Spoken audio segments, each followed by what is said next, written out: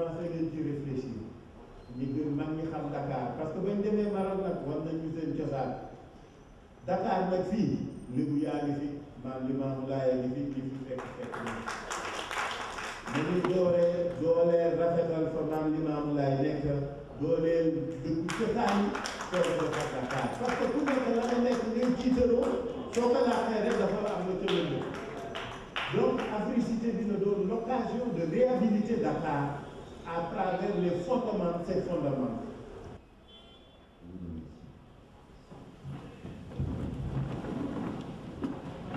Seront attendus. Alors, est-ce qu'il s'agit tout simplement d'écouter les citoyens ou est-ce qu'il y aura des décisions qui vont être prises et qui seront appliquées?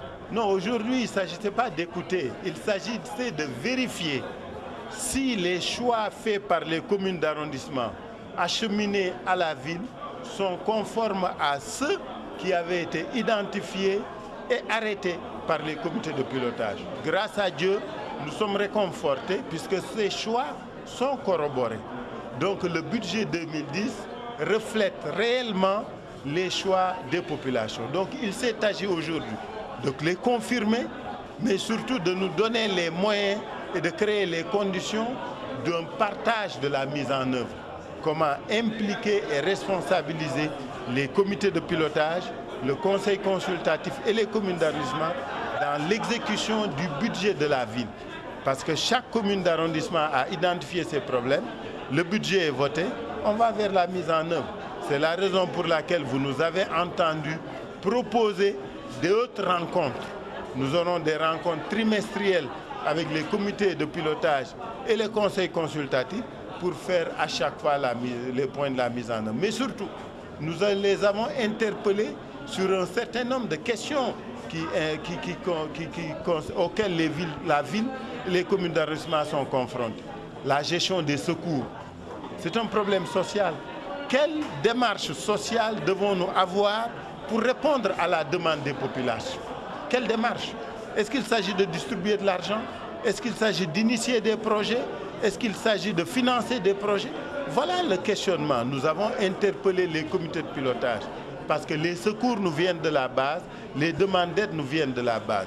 Les projets IMO, les projets à haute intensité de main-d'œuvre, qui doivent aider à véritablement générer des activités productrices de revenus, ça, c'est à la base. Là aussi, la réflexion est conduite.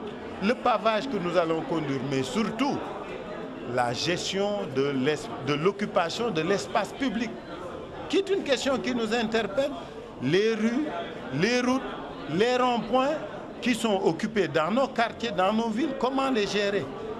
Comment réorganiser les activités marchandes, commerçantes et économiques de la ville? Donc sur toutes ces questions, nous avons interpellé les comités de pilotage et le conseil consultatif et dans les semaines et mois à venir, nous allons les rencontrer à nouveau pour recueillir les suggestions parce que ce sont les populations elles-mêmes qui sont en contact de ces situations. Vous avez vu les réactions diverses et contradictoires des populations et des commerçants aux HLM. Vous avez vu les réactions diverses entre les ambulants et les commerçants à Tilène hier. Parce qu'à Tilène, c'était un problème entre des ambulants et les commerçants. Parce que les ambulants reprochent aux commerçants d'occuper tout le trottoir, les obligeant à occuper la chaussée. Et puisque nous ne voulons de personne sur la chaussée, quand nous dégageons les ambulants, ils ne peuvent plus travailler, ils se tournent vers les commerçants.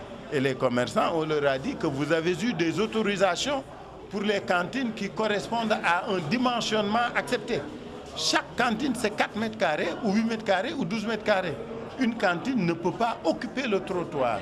Donc de ce point de vue aussi, nous avons interpellé les comités de pilotage, le conseil consultatif, pour réfléchir avec eux, en rapport avec les commerçants et les ambulants. Parce que tout ce que nous allons faire, nous le ferons dans la concertation avec les agents.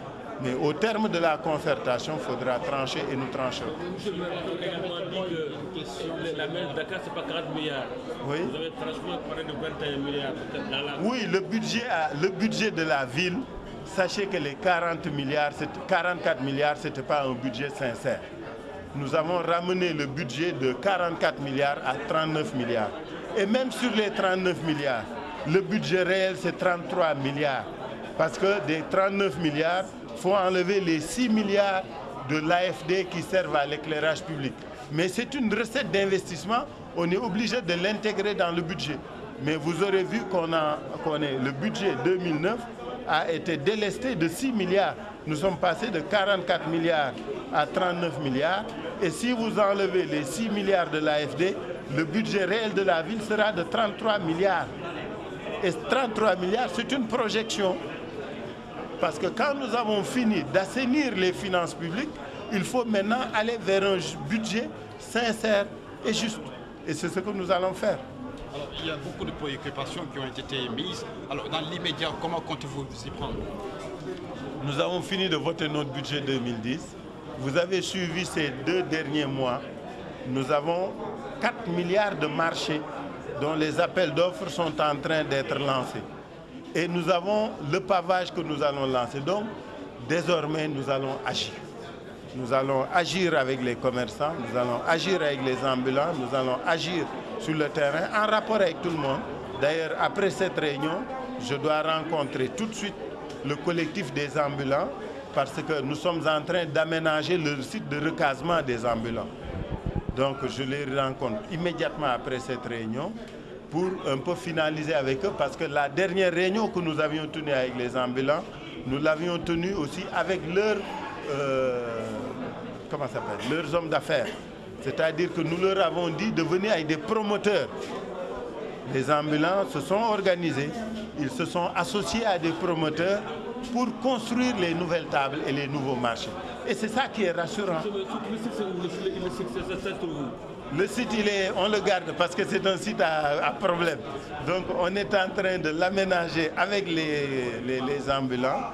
Et eux, ils connaissent le site. Si vous leur demandez, on les a amenés sur le site. Une société a été recrutée, elle est en train d'aménager le site. Aujourd'hui, nous devons voir les ambulants et leurs promoteurs pour régler le problème des tables. Parce que nous ne faisons pas de cantine.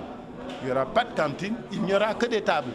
Donc quel choix technique, technologique pour aménager le. Mais la DAU, les ambulants, leurs promoteurs sont en contact permanent depuis plus d'1 mois et le travail se poursuit.